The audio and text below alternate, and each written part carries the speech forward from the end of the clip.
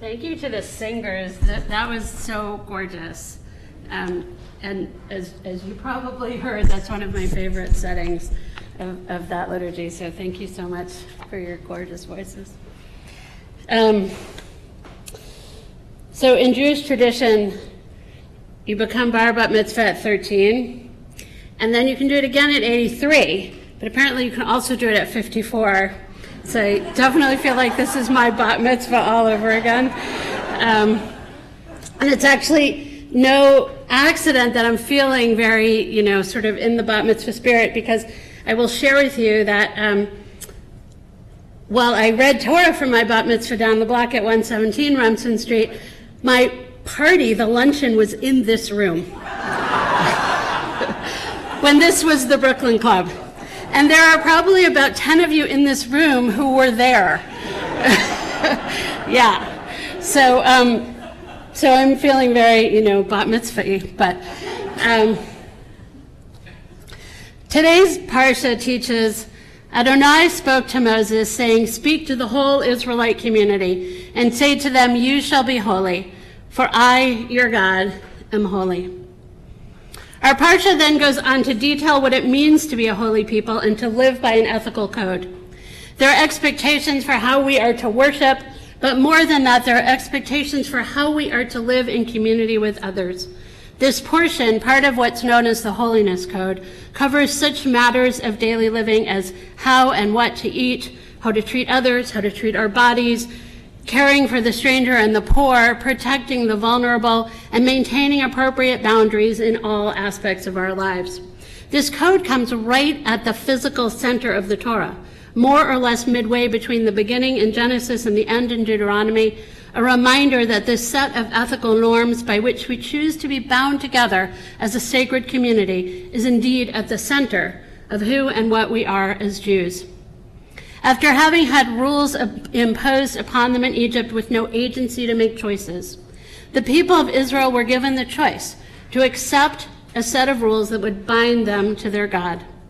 Agreeing to this communal covenant and being bound by it is part of our origin story as Jews. We are who we are because we've chosen this code that defines us. We are at our very core a people, a community, and we can't exist without each other. We are, after all, called the people of Israel, not the religion of Israel. We need each other to learn, to teach, to pray, to celebrate, and to mourn. The Talmud teaches that a scholar is not permitted to live in a city that does not have a functional Jewish community, because Judaism must be lived in community with other Jews, stressing the idea that we must belong to a Jewish collectivity. We are who we are together. Of course, we have freedom of choice in this regard, undreamed of in prior generations. Never mind the world of the Bible, but even compared to the world of our grandparents or perhaps our parents. Once there was no way for Jews to blend in or to be secular. I remember years ago teaching about pogroms in Europe to a group of high school students, and one asked, well, why didn't the Jews just fit in? Why did they have to say they were Jewish? Why couldn't they just, become like regular people? Before modernity and urbanization, such a thing was, to quote Reb Tevye, unheard of, absurd. You belonged, whether you wanted to or not. But today, of course, we have choices. My father was born to Russian socialists who were certainly Jewish, but not religious. They were not part of a synagogue, and my father did not become bar mitzvah as a child. My mother, on the other hand, did grow up in a synagogue community, what we would today probably call, excuse the expression, old school Brooklyn conservadoxy, such that, though they were synagogue goers, as a girl she received no formal Jewish education. So how would this mixed marriage raise their children? Well, though I underwent religious school consecration somehow at a Reform synagogue, further out in Brooklyn, one that no longer exists, the early religious school experience that I really remember was at a conservative synagogue, which, by the way, it's a lovely place today, so anything I say is not meant to cast aspersions on this other synagogue. To make a long story short, it was not a good fit for any of us. I was about 9 or 10 when the rabbi suggested to my mother, and God bless him for doing so, that I might be happier elsewhere. And we wound up at a local Reform synagogue where my friends from regular school were already enrolled. Yeah, that was here or there anyway. But at least, it was the Brooklyn Heights Synagogue, whether it was 131 or 117. And it was here that I found a home. I found a community, a place where I belonged. It's not a stretch to say that I understood even at age 10 that this was my community. Suddenly, I know I was a weird kid, but I loved religious school. And certainly being with my friends helped a lot. And I'm delighted to say that 2 of my closest friends from religious school, from regular school, and now even into adulthood are here tonight. I loved coming to services. I felt that I belonged here. That funky brownstone, remember that one, that makeshift synagogue, especially in the early years of the 1970s, with its dusty carpeting and, that attic full of musty old books and those old-fashioned chair and desk combos. And saying hello to Marion Cohen and Phyllis Starkman in the office, and where Reuben and Belle Huffman were the king and the queen of 117 Remsen Street. And I don't know if you remember this, those of you who are the old timers, but there was a window in the back room on the parlor floor. Yeah, so we used to jump out of that window into the Alvrum's backyard to play basketball. Am I right? Yes. It felt safe and special, and it was mine. I belonged. In those years, being Jewish in Brooklyn Heights was a little bit embarrassing. It might be hard to imagine that today. It wasn't that there weren't Jews, of course there were a lot of Jews, but it was a little déclassé to be Jewish. You kind of had to apologize for being Jewish. And then suddenly there was my rabbi, Albert Lowenberg, who was the first adult outside of my family who, in my, childhood sense of the world, was proud to be a Jew and was brave enough to walk around Brooklyn Heights wearing a kippah. That was something extraordinary to my adolescent self. I wanted to be like him. I wanted to be, he guessed it, a rabbi. And then we had a new rabbi, the one-of-a-kind David Glazer, who swooped in and shook things up. Rabbi Glazer was the rabbi of my teenage years. He was cool. He lived in a loft in Tribeca. He was hip. So much so, I'm going to totally embarrass myself right now, that I'm going to tell that story. So much so that our confirmation class, and by the way, which might have been the first confirmation class ever here at the Brooklyn Heights Synagogue, we gave him a personalized roach clip as a present.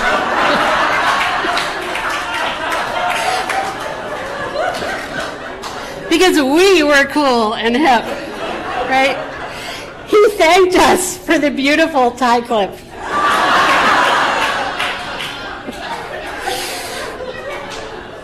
Yeah, but despite being embarrassed, I still wanted to be a rabbi. There were a whole host of rabbinic students and rabbinic interns here at BHS in those years who also impacted on me, and some of you may remember them. I met my first women rabbis to be here, Mindy Portnoy and Jody Cohen and Margie Sloan. And in 1979, Ruvain Firestone, who was the rabbinic intern, people remember, hired me to teach first grade in the religious school. And by the way, this was an insane idea because I was 15. I taught that class for 2 years. It was a different synagogue back then. It was a different world. One of my students from that year is here. Sorry to embarrass you, but and actually, and this is just to digress for 1 second, so Molly List, who is one of those students, I got to teach her daughter, I think last year or 2 years ago, so that was incredibly cool. It's really something. So you could say that I've been working here on and off since 1979. But really, I came back to work here at BHS in 1988. By then I was an adult, kind of. And the rabbi was the dancer, Rick Jacobs. And the synagogue had grown enough that it was now a full-time job for a rabbi. Rick met with me in Jerusalem, where I was living at the time, and offered me a job teaching in the religious school, running the youth group, and teaching adult Hebrew when I came back to New York for grad school. And I did that for 2 years. And then, while in California on my honeymoon, I got a call from Rick. Now, note that it was Labor Day weekend. In other words, it was already September, okay? And Rick told me that the new educator that they had just hired, that they had not just hired, but who they had hired and had been waiting for months, had decided last minute not to take the job. And he asked me if I would take on running the religious school until they could find somebody permanent. So I accepted, and I ran the religious school for 5 years. Rick was an incredible boss and mentor, innovative and supportive, and a model of creative thinking. That combination of dance and Judaism spoke to me. And during that time with Rick, I began to think seriously about applying to rabbinic school. I was in art school then, and though I loved art, I did not love the art world. It was the late 80s, early 90s, so there was a lot of art being done about homelessness and AIDS. But it felt a little hollow to me to walk into a gallery and see that art on walls. Here at BHS, we were running a homeless shelter. Right? That's part of our proud history here, and that's part of Rick's legacy. And we were running a program to visit people with AIDS. And we were working with new immigrants in those days from the Soviet Union and teaching them English and helping them get settled. There was real hands-on justice work being done here. And my students were involved in it, as was the congregation as a whole. These were holy acts, being done by people who cared deeply about being obligated to do this work. And then Rabbi Sue Ann Wasserman came to be our next rabbi. I worked closely with Sue Ann, running the school and the youth group and adult ed, and I learned a tremendous amount from her. And somewhere in there, finally ready, I applied to rabbinic school. I continued to work here as an educator for a few more years, juggling 2 babies in rabbinic school and BHS, and eventually stepped down as educator. But with the exception of 1 year, I really have worked here continuously since 1988 until today. When our next rabbi arrived, my former flatmate from our time in Jerusalem, Rabbi Serge Lipp, Serge generously welcomed me to stay on as adjunct rabbi, allowing me to continue with the Hara and some family programs and occasional adult ed classes. And I never took that generosity for granted. Not every rabbi would do that. Serge's menschlichkeit has been an incredible gift. He has given me a congregational home, allowing me to be both a professional on staff, albeit in a very limited capacity, but to keep those skills up, and to be a congregant. And he has become a cherished colleague and friend and my rabbi. And that is no small thing. Not every rabbi gets to have a rabbi, but I do. And thank you also to Molly and to Bruce, who are always so welcoming and add so much to this congregation and make me feel like part of the family, always. And I want to talk for a minute about Hara. I see so many of you here from Hara. Hara, which is our Shabbat morning Torah study group, has been an incredible gift. I'm not sure when I started with the group. I don't know if it was Rick or Sue Ann who first brought me in. Rick is saying maybe, yeah? Okay. But somebody, way back when, asked me to step in and teach Torah. It has to be at least 25 years. The group has changed over the years. Some people have stopped coming. Some have gone on to study with Moshe Rabbeinu in the great yeshiva on high. And some new people have thankfully filled the seats. But what an incredible privilege it has been. Can you imagine studying Torah year after year for over 25 years with this group of smart, interesting, well-read people who ask great questions and generously share expertise from their own fields of study? Over the years, you've allowed me to find my voice as a teacher of Torah. And amazingly, after all these years, we still find new things to talk about.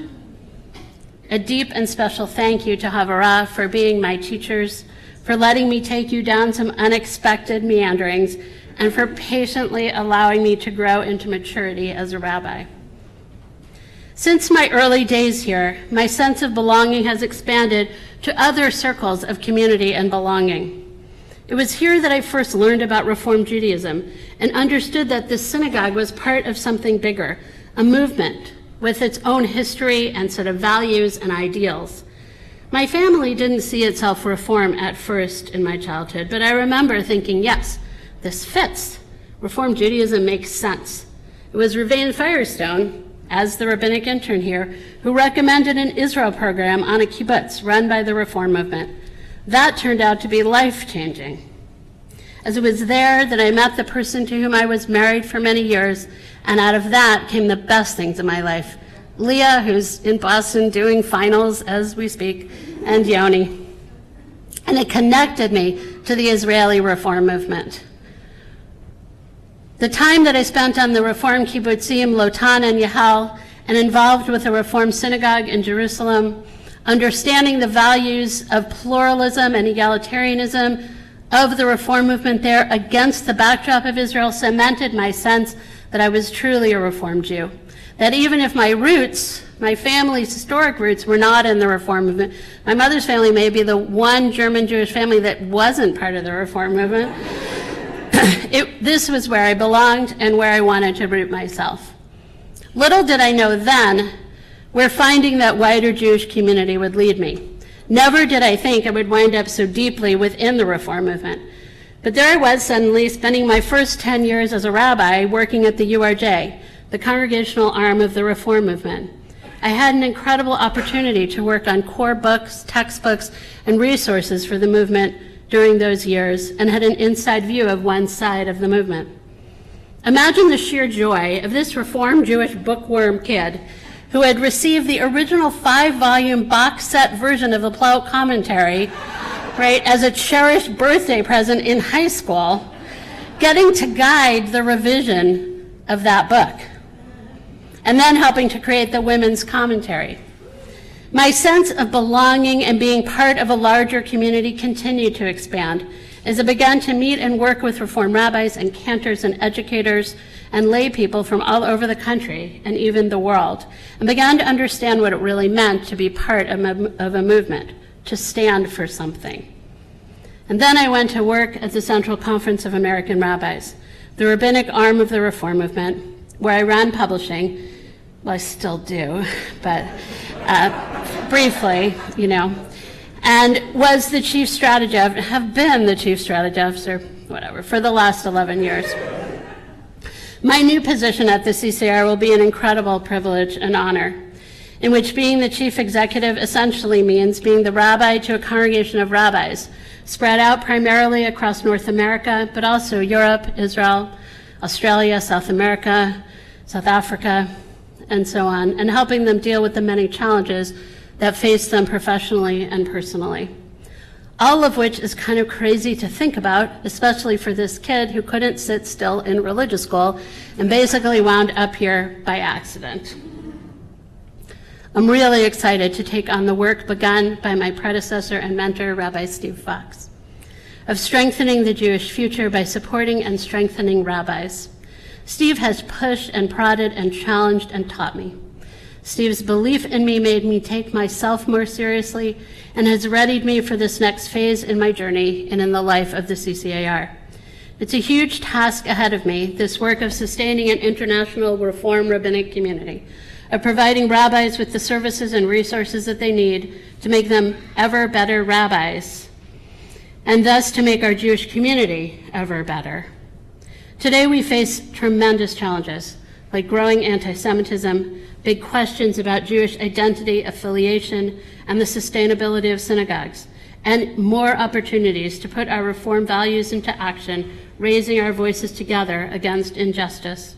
And this is also our work, to find creative responses to these challenges and questions, and to enable rabbis through continuing professional education, webinars, seminars, travel, mentoring, counseling, coaching, and guidance, liturgical educational and social justice resources to be in the best possible position to face the uncertainties and the opportunities of the future, and thus from a place of strength to lead our communities into the future.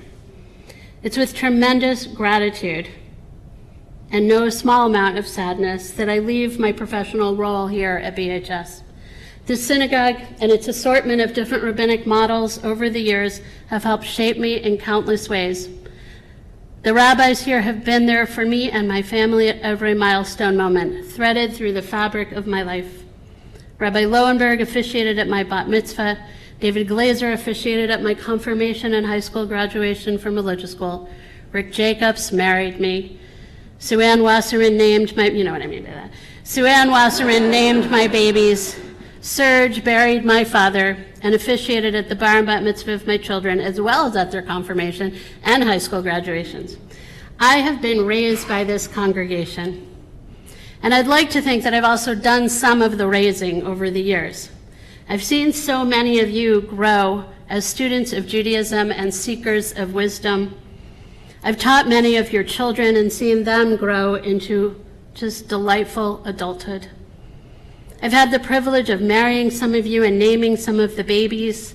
I've mourned with you and celebrated with you. Like family does at the best of times, you've forgiven me my mistakes and been kind to me. I look around this room and I see people who have literally, I could say so many things about so many of you and the deep impact that so many of you had at key moments of my life and throughout the years, teaching me how to be an adult, how to be a parent, how to come into my own. So wherever I may go, whatever else I may do, and wherever else I may daven, BHS will always be my home synagogue, so I'm not really leaving. BHS is in my DNA. I'm a lucky rabbi to have a lifelong connection to a community, to have this sense of belonging and continuity in an ever-changing world. We are who we are because of the communities we choose to be part of. I have over and over again chosen to be part of this community, its history and values and codes of behavior. And from the time I was 9 years old, you have chosen me and made me one of yours. Thank you.